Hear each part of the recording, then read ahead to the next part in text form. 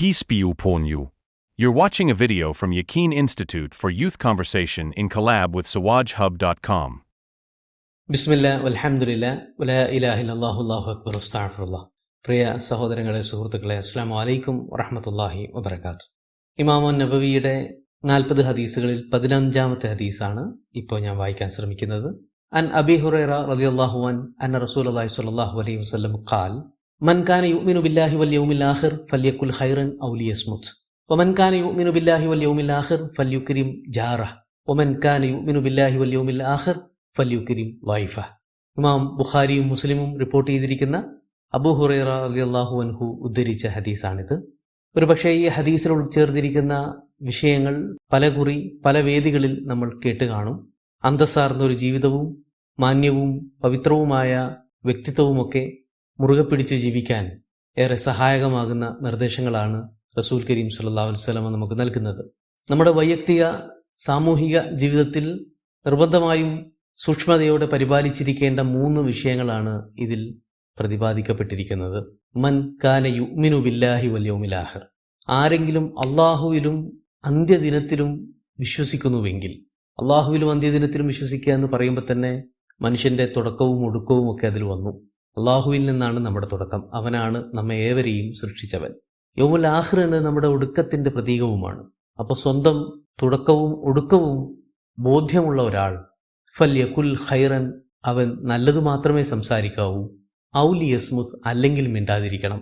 ഒന്നാമത്തെ കാര്യം, ഏറ്റവും ഉന്നതവും ഉദാത്തവും ഉത്തമവുമായ കാര്യങ്ങൾ മാത്രം സംസാരിക്കാൻ ശ്രദ്ധിക്കുക എന്നതാണ്.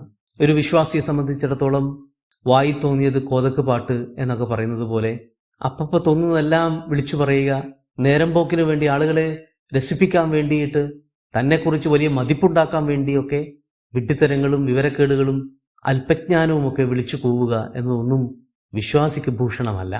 നേരത്തെ നമ്മൾ പഠിച്ചു, മിൻ ഹുസ്നി ഇസ്ലാമിൽ മർഇ തർക്കുഹു മാ ലാ യഅനി, തനിക്ക് യാതൊരു വിധത്തിലും പ്രയോജനപ്പെടാത്ത, മറ്റൊരാൾക്കും ഇതുകൊണ്ട് ഫലം ചെയ്യാത്ത കാര്യങ്ങളെല്ലാം ഒഴിവാക്കി മാറി നിൽക്കുക എന്നതാണ് മുസ്ലിമിന്റെ ഇസ്ലാമിനെ പൂർത്തീകരിക്കുന്ന, പൂർണ്ണതയിലെത്തിക്കുന്ന കാര്യമെന്നത്. അതിൽ പരാമർശിക്കപ്പെടുന്ന കാര്യമാണ് സംസാരം. ദാർശനികന്മാരെല്ലാവരും വളരെ കുറച്ചു മാത്രം സംസാരിക്കുന്നവരായിരുന്നു. കൂടുതൽ സംസാരിക്കുന്നവരുടെയൊക്കെയും പ്രവൃത്തി വളരെ കുറവായിരിക്കും. ലുക്മാൻ അലൈഹിസ്സലാം തന്റെ മക്കളോട് പറയാറുണ്ടായിരുന്നു, ലൗകാനൽ കലാമു മിൻ ഫിദ്ദ, സംസാരം വെള്ളി കൊണ്ടുണ്ടാക്കിയതാണെങ്കിൽ കാന സുകൂത്ത് മിൻ സഹബ്, മൗനം സ്വർണം കൊണ്ടുണ്ടാക്കിയതാണ്. കൂടുതൽ മൂല്യവത്തായത് മൗനമായിരിക്കും പലപ്പോഴും. ഒരു വേദിയിൽ ചില പ്രത്യേക കാര്യങ്ങൾ പറയപ്പെടുക എന്നത് അനിവാര്യമാണ്. അതേസമയം അത് ഞാനല്ലാതെ മറ്റാരും സംസാരിക്കാനില്ല എന്ന സാഹചര്യം ഉണ്ടാവുകയും ചെയ്താൽ നിർബന്ധമായും നമ്മൾ തന്നെ അതിനുവേണ്ടി ശബ്ദിക്കണം. അതേസമയം എല്ലാവരും സംസാരിച്ചു കൊണ്ടിരിക്കെ എന്നാ പിന്നെ എൻ്റെ വകയും കിടക്കട്ടെ എന്ന ഭാവത്തിൽ സംസാരിക്കുന്നത് ഉത്തമമല്ല. മൗനം ഭൂഷണമാക്കി മാറ്റുന്ന വിദ്വാൻമാരായി മാറാൻ നമുക്ക് സാധിക്കേണ്ടതുണ്ട്. അല്ലാഹു സൂറത്തു ഖാഫിൽ പറയുന്നു, മാ യൽഫിദു മിൻ ഖൗലിൻ ഇല്ലാ ലദൈഹി റഖീബുൻ അതീദ്, ഉച്ചരിക്കപ്പെടുന്ന ഓരോ ശബ്ദവും അക്ഷരവും കൃത്യമായി റെക്കോർഡ് ചെയ്യപ്പെടുന്നുണ്ട് എന്ന ബോധ്യം നമുക്ക് നിർബന്ധമായിട്ടും ഉണ്ടാകേണ്ടതുണ്ട്. വിശാരദന്മാരൊക്കെ പറയും, ഓരോ വാക്കുകളും മൊഴിയും വരെ നാമാണ് അതിൻ്റെ ഉടമ. മൊഴിഞ്ഞു കഴിഞ്ഞാൽ പിന്നെ നാം അതിൻ്റെ അടിമയായിത്തീരും. ഉമർ റളിയല്ലാഹു അൻഹു പറഞ്ഞതും ഇത്തരുണത്തിൽ ഓർക്കപ്പെടേണ്ടതാണ്. പറയാതിരുന്നതിൻ്റെ പേരിൽ ഞാൻ ഒരിക്കലും ഖേദിച്ചിട്ടില്ല, പലപ്പോഴും പറഞ്ഞു പോയവയുടെ പേരിലാണ് എനിക്ക് ഖേദമുള്ളത് എന്ന്.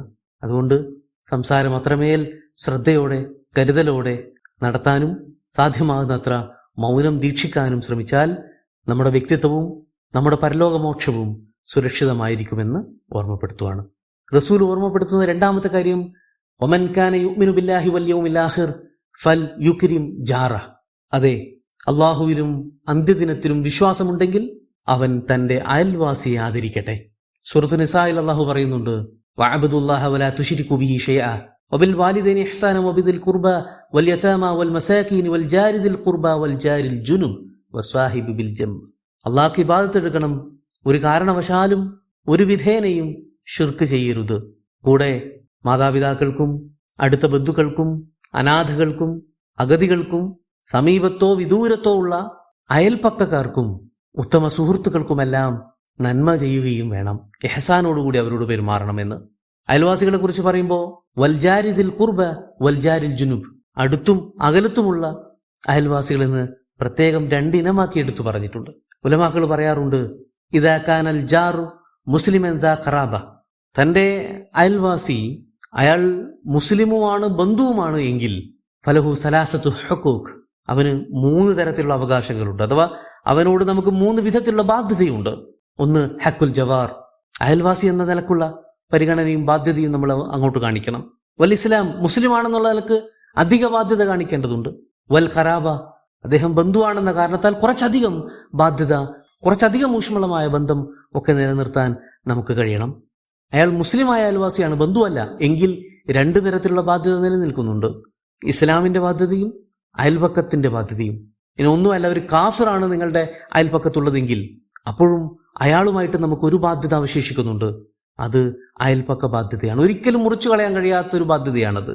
എത്രത്തോളം എന്ന് പറഞ്ഞാൽ അനന്തരാവകാശ നിയമത്തിൽ പോലും അയൽവാസികളെ ചേർത്തേക്കുമോ എന്നെനിക്ക് തോന്നിപ്പോയിട്ടുണ്ട് അള്ളാഹുവിന്റെ സംസാരവും നിർദ്ദേശങ്ങളും കിട്ടുമ്പോൾ എന്ന് റസൂൽ കരീം സല്ലല്ലാഹു അലൈഹി വസല്ലം പറഞ്ഞത് കാണാം. നോക്കൂ, അയൽപക്ക ബന്ധം ശരിയായില്ലെങ്കിൽ നശിച്ചു പോകുമെന്ന കാര്യത്തിൽ യാതൊരു സംശയവും വേണ്ട. ദുനിയാവിലെ ജീവിതവും സ്പോയിലറാവും, പരലോകത്തും പ്രയാസമാവും. റസൂൽ ഒരിക്കൽ പറയുന്നുണ്ട്, വല്ലാഹി ലാ യുഅ്മിൻ, വല്ലാഹി ലാ യുഅ്മിൻ, വല്ലാഹി ലാ യുഅ്മിൻ. 3 പ്രാവശ്യം ആവർത്തിച്ചു പറയും. ആരൊക്കെ ചോദിച്ചു, ഖൈല മൻ യാ റസൂലല്ലാഹ്, ആർക്കാണ് റസൂലെ ഈ ദുര്യോഗം ഉണ്ടാകാൻ പോകുന്നത് എന്ന്. അപ്പൊ അദ്ദേഹം പറയാണ്, മൻ ലാ യഅ്മനു ജാറുഹു ബിവാഇഖി, ഏതൊരുവന്റെ അയൽപക്കക്കാരന് സമാധാനം ലഭിക്കുന്നില്ലയോ, ശാന്തി ലഭിക്കുന്നില്ലയോ, അത്തരക്കാർ ഒരിക്കലും വിശ്വാസിയാകുന്നില്ല. ഇത് കുറച്ചുകൂടെ എക്സ്പ്ലിസിറ്റ് ആയിട്ട് പറയുന്നുണ്ട്. ഒരിക്കൽ ഒരു മനുഷ്യൻ വന്നിട്ട് റസൂലിനോട് ചോദിക്കുകയാണ്, യാ റസൂലല്ലാഹ്, ഇന്ന ഫുലാന, ഒരു പെണ്ണുണ്ട്, അവൾ തക്സുറു മിൻ സ്വലാത്തിഹ വ സ്വദഖതിഹ വ സിയാമിഹ, നോമ്പും നിസ്കാരവും സ്വതക്കയൊക്കെ ഭയങ്കര ധാരാളിത്തമാണ്, അതൊക്കെ വളരെ പെർഫെക്റ്റ് ആയിട്ട് ചെയ്യുന്നുണ്ട്. പക്ഷേ ഗൈറ അന്നഹ തുഅ്സി ജീറാനഹ ബിലിസാനിഹ, അവൾ നാവ് കൊണ്ട് അയൽവാസിക്ക് നിൽക്കപ്പുറതി കൊടുക്കില്ല, ബുദ്ധിമുട്ടിച്ചുകൊണ്ടേയിരിക്കും. അപ്പൊ റസൂൽ പ്രതിപദിച്ചു, ഹിയ ഫിന്നാർ, അവൾ നോമ്പും നിസ്കാരവും സക്കാത്തും സദക്കയും എല്ലാം ഉണ്ടായിക്കോട്ടെ, പക്ഷെ അവൾ നരകത്തിലേക്കാണെന്ന്. നോക്കൂ എത്ര ഗുരുതരമാണ് കാര്യങ്ങൾ.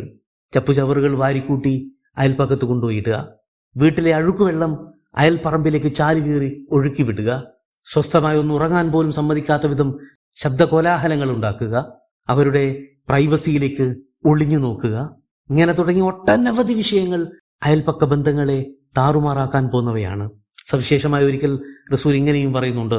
ആരോ വന്ന് ചോദിച്ചു, അയ്യുദം ആലം യാ റസൂലല്ലാഹ്, ഏതാണ് ഏറ്റവും ഗുരുതരമായ പാപം റസൂലേ?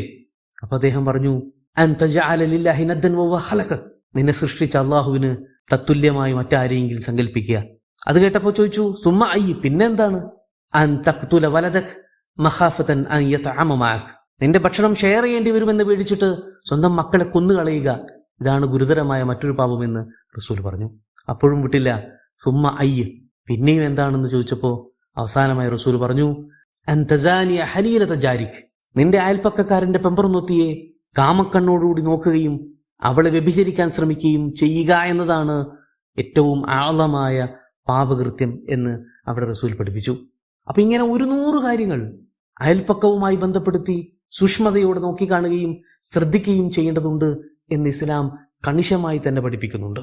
ഇനി 3ാമത്തെ കാര്യത്തിലേക്ക് വരാം. വമൻ കാന യുഅ്മിനു ബില്ലാഹി വൽ യൗമിൽ ആഖിർ ഫൽയുക്രിം ലൈഫ, ആരെങ്കിലും അള്ളാഹുവിലും അന്ത്യദിനത്തിലും വിശ്വസിക്കുന്നുവെങ്കിൽ തന്റെ അതിഥിയെ ആദരിക്കട്ടെ, സൽക്കരിക്കട്ടെ. ഇസ്ലാമിന്റെ അതിമനോഹരമായ ഈമാനിന്റെ മധുരിതമായ ഒരു സവിശേഷതയാണ് അതിഥികളെ സ്വീകരിക്കുന്നതും സൽക്കരിക്കുന്നതുമായി ബന്ധപ്പെടുത്തി നമുക്ക് നൽകപ്പെട്ടിട്ടുള്ള അധ്യാപനങ്ങൾ. ഖുർആൻ തന്നെയും ഖലീലുല്ലാഹി ഇബ്രാഹിം അലൈഹി സ്വലാത്തു വസ്സലാമിന്റെ ഒരു ഉദാഹരണം വിവരിക്കുന്നുണ്ട്. മലക്കുകൾ വന്നപ്പോൾ അത് തിരിച്ചറിയാതെ അവരെ സൽക്കരിക്കാൻ വേണ്ടിയിട്ട് ഭക്ഷണ വിഭവങ്ങൾ ഒരുക്കിയ സംഭവം. ഇതെല്ലാ കാലത്തെയും എല്ലാ സ്ഥലങ്ങളിലെയും മുസ്ലിങ്ങളുടെ ഒരു പൊതുവായ പ്രത്യേകതയായി സവിശേഷതയായി നിലനിൽക്കുന്ന അല്ലെങ്കിൽ നിലനിൽക്കേണ്ടുന്നൊരു കാര്യമാണ്. അതിഥികൾ അത് ബന്ധുക്കളാവാം, അപരിചിതരാവാം, വഴിയാത്രക്കാരാവാം, പരിചയക്കാരായ ഏതെങ്കിലും അർത്ഥത്തിലുള്ള സുഹൃത്ത് വലയങ്ങളിൽ പെടുന്നവരും അല്ലാത്തവരും ഒക്കെയാവാം. അവരൊന്ന് വീട്ടിൽ കൊണ്ടുപോയി ഒരു നേരത്തെ ഭക്ഷണമെങ്കിലും കൊടുത്ത് കുറച്ച് കുടിനീരെങ്കിലും പാനം ചെയ്യിച്ച് സന്തോഷത്തോടെ മടക്കി അയക്കുക എന്ന് പറയുന്നത് മുസ്ലിങ്ങൾക്ക് ഒഴിച്ചുകൂടാൻ പറ്റാത്ത അവരുടെ സംസ്കാരത്തിന്റെ അവരുടെ നാഗരികതയുടെ ഒക്കെ ഭാഗമായിട്ട് കൂടെ ഉണ്ടായിരുന്ന കാര്യമായിരുന്നു. എത്രയോ സംഭവങ്ങൾ റസൂലിന്റെയും സ്വഹാബാക്കളുടെയും ചരിത്രത്തിൽ നിന്ന് നമുക്ക് കാണാൻ കഴിയും. റസൂൽ പറയുന്നുണ്ട്, അല്ലുയാഫത്തു സലാസത്തു അയ്യാം, ആതിഥേയത്വം 3 ദിനമാണ് എന്ന് പറഞ്ഞാൽ ഒരു അതിഥി വന്നു കഴിഞ്ഞാൽ അയാൾ താമസിച്ചുകൊണ്ടിരിക്കുന്ന 3 ദിവസത്തിനിടയിൽ എപ്പോഴാ നിങ്ങൾ പോവുക എന്ന് പോയിട്ട് എന്തിനാ വന്നത് എന്ന് പോലും ചോദിക്കാൻ പാടില്ലെന്നാണ്. ആ 3 ദിവസം അയാൾക്കുള്ളതാണ്. വജായിദത്തുഹു യൗമുൻ വലൈൽ. ഇനി അതിനും പുറമെ ഒരു രാവും പകലും വേണമെങ്കിൽ ആതിഥേയന് അധികമായി കൊടുക്കാവുന്ന, അത് അയാളുടെ ഔദാര്യമാണ്. എന്നിട്ട് റസൂൽ പറഞ്ഞു, ലാ ഖൈറ ഫീമൻ ലാ യുലീഫു. ആതിഥേയത്വം ഒരുക്കാത്തവനിൽ യാതൊരു നന്മയുമില്ല.